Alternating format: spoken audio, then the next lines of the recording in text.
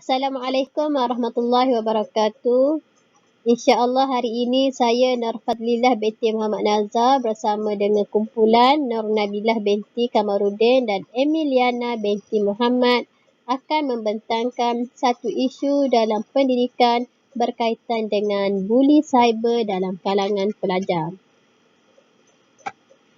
Okey, kita pergi ke pengenalan. Sememangnya pendidikan menjadi isu utama di negara kita kerana pendidikan menjadi terasa penting dalam pembangunan negara yang membabitkan setiap individu.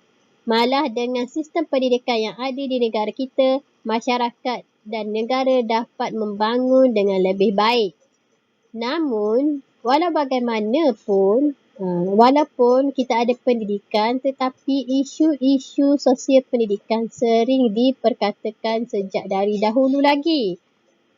Ia menjadi satu duri dalam daging buat institusi pendidikan kita.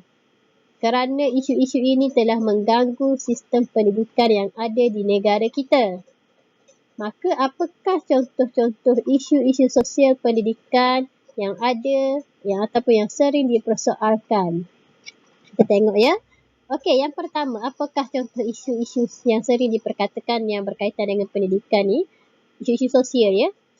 Kalau dulu kita pernah dengar berkaitan dengan buli, sampai kempen Say No to Bully. Waktu tu ada satu zaman tu buli tu menjadi berleluasa di kalangan pelajar. Seolah-olah pelajar ini ingin menunjukkan sikap buli itu adalah salah satu perbuatan yang hebat dalam diri mereka. Kalau dulu buli fizikal, tapi hari ini kita akan dengar buli cyber. Okey, selain daripada buli cyber, pelajar-pelajar juga ada melakukan jenayah kecil maupun berat. Contoh jenayah yang kita biasa dengar adalah mencuri. Mencuri sering diperkatakan di sekolah. Tidak kiralah mereka mencuri apa. Mencuri alat tulis, mencuri basikal. Pelajar yang datang ke sekolah dengan basikal, dia mencuri. Okey. Seolah-olah perbuatan mencuri itu adalah sesuatu perbuatan yang biasa bagi sebahagian pelajar.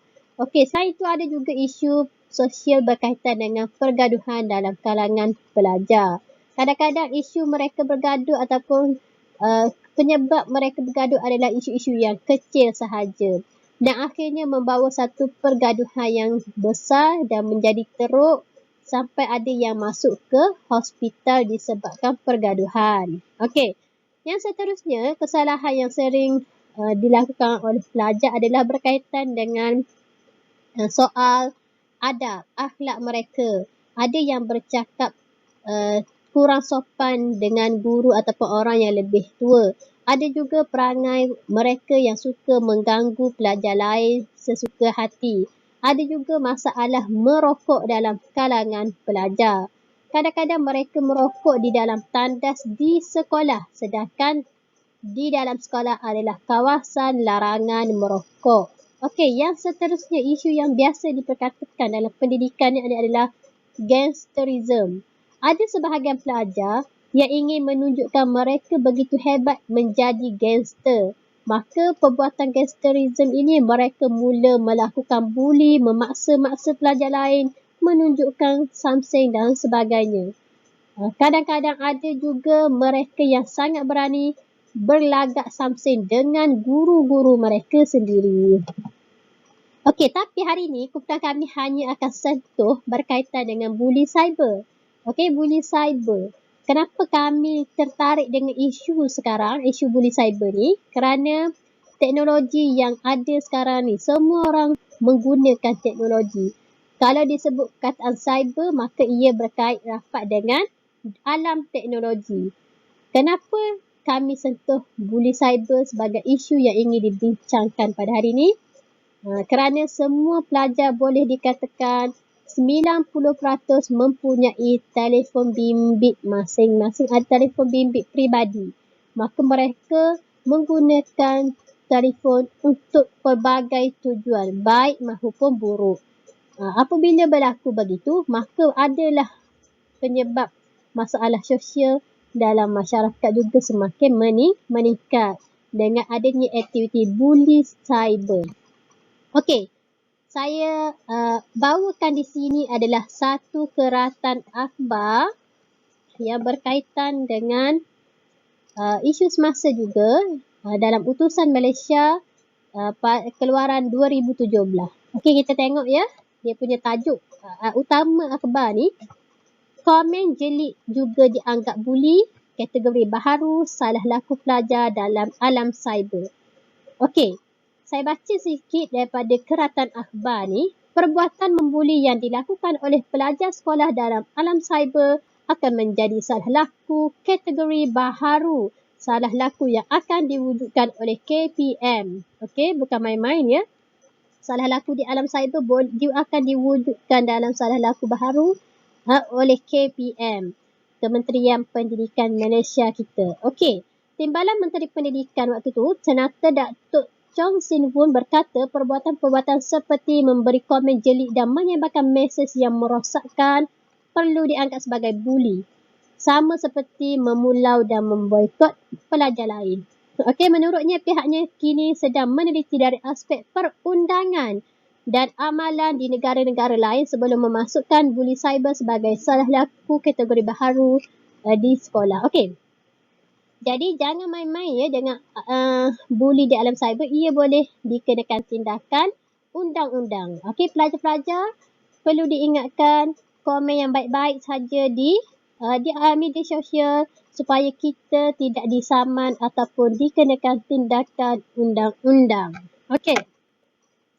Seterusnya, okey, kenapa buli cyber ni boleh terjadi? Kenapa?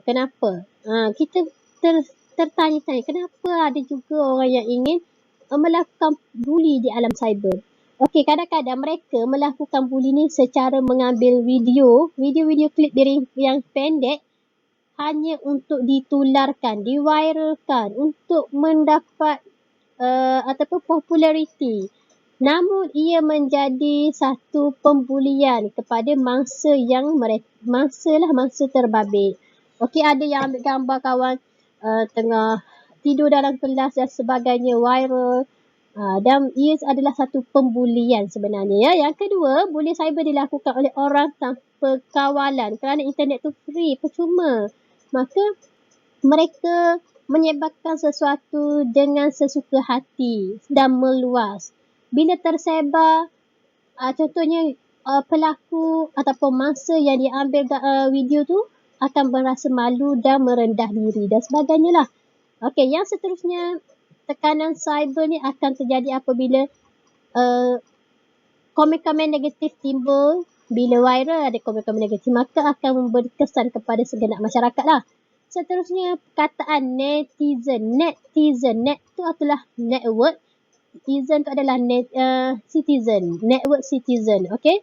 Netizen, kita panggil netizen yang menjadi keyboard warrior. Semua nak memberi pendapat masing-masing.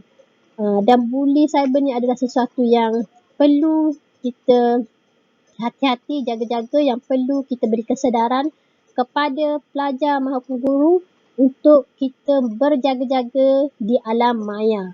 Okey, walaupun orang tak kenal muka kita dan sebagainya, tapi orang boleh ambil tindakan undang-undang. Okey, untuk bahagian ni saya setakat tu saja. Saya akan serahkan info seterusnya kepada kawan saya pula. Terima kasih. Assalamualaikum. Assalamualaikum. Saya Mona Bina akan membentangkan tentang statistik buli cyber di Malaysia. Iaitu seperti apa yang dipaparkan di skrin slide perpuntannya. Satu tinjauan yang dikeluarkan oleh Sekretariat Undangan PBB dan UNICEF telah mendedahkan bahawa 1 daripada 3 golongan muda telah menjadi mangsa buli cyber dan 1 daripada 5 putus sekolah disebabkan buli cyber dan keganasan.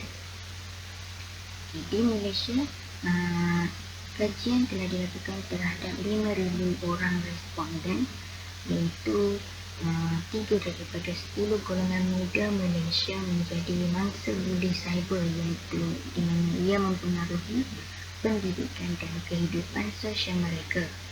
Jadi 9% daripada 400 57 atau 9% daripada responden tersebut mengaku menggunakan platform digital untuk mengganggu atau membuli.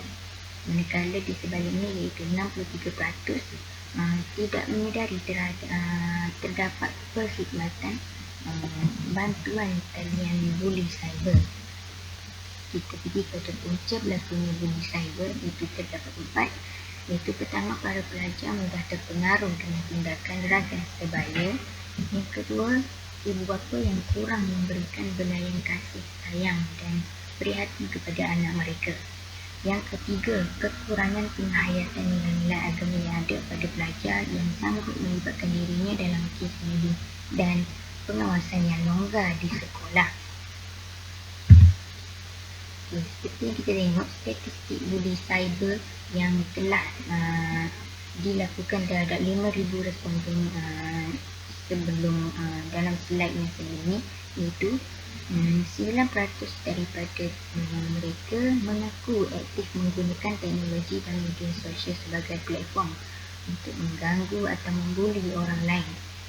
25% mangsa gangguan seksual menerusi saluran internet, dan 65% daripada mereka menerima mesej lucah atau pemakian ataupun hinaan. Okay.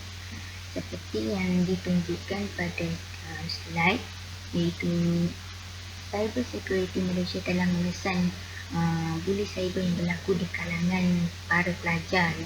Mereka telah membagi antara sekolah rendah dan sekolah menengah. Pada peringkat sekolah rendah, kebanyakan pelajar ramai memuat naikkan video ataupun gambar dengan bertujuan untuk mempersendakan masa ataupun untuk mengejek orang lain. Manakala sekolah menengah, kita dapat lihat iaitu 10.63% dan 10.08% daripada mereka adalah statistik yang tertinggi di kalangan pelajar sekolah menengah, di mana mereka mempersendakan atau mengejek orang lain dan menyamar sebagai orang lain dalam talian. Jadi melalui statistik ini kita boleh mengambil langkah-langkah yang perlu diambil untuk membendung buli cyber ini, kerana buli cyber ini telah dikategorikan sebagai jenayah di dalam Malaysia. Jadi untuk langkah yang perlu diambil bagi membendung buli cyber ini, kawan saya akan menjelaskan dengan lebih lanjut lagi. Itu saja daripada saya. Okey, Assalamualaikum warahmatullahi wabarakatuh.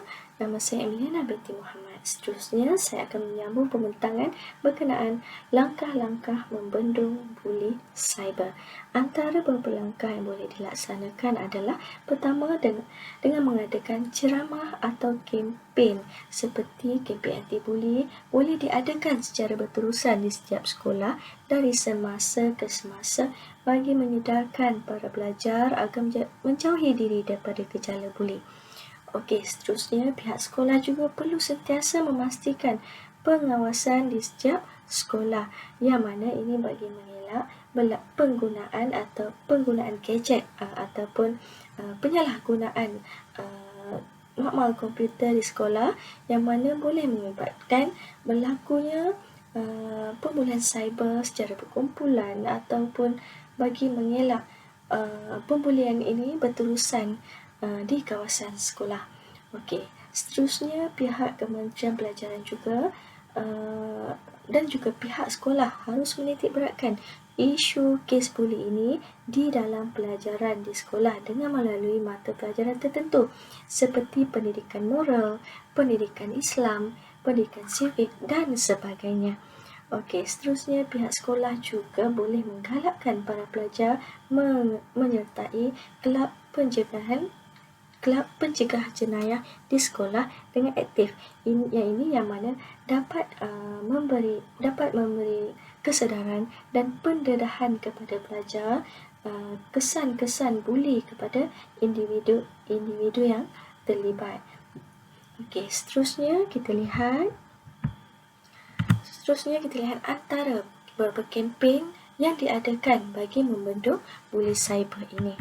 Okey, di sini kita lihat terdapatnya risalah yang telah dikeluarkan contohnya daripada Majlis Guru Kaunseling Negeri Sarawak dan unit bimbingan dan kaunseling dan sebagainya, yang mana dalam risalah ini telah menekankan keburukan kesan ataupun keburukan buli terhadap mangsa, yang mana melalui risalah-risalah ini akan secara tidak langsung dapat memberi kesedaran kepada pembuli cyber yang terlibat.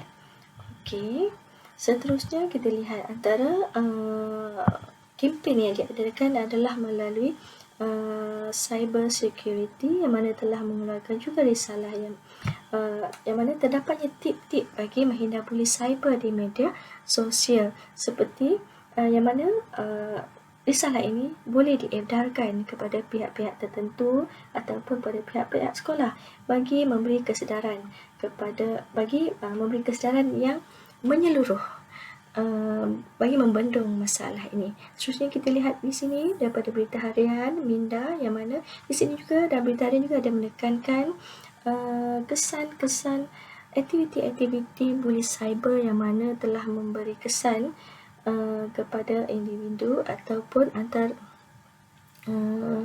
aktiviti-aktiviti yang dikategorikan sebagai buli cyber, yang mana ibu bapa perlu memain peranan bagi memantau penggunaan internet anak-anak di sekolah. Okey, seterusnya kita lihat. Okey, di sini kita dapat lihat kesan daripada pembulian cyber ini, yang mana dalam Kereta Akhbar ini ada menyatakan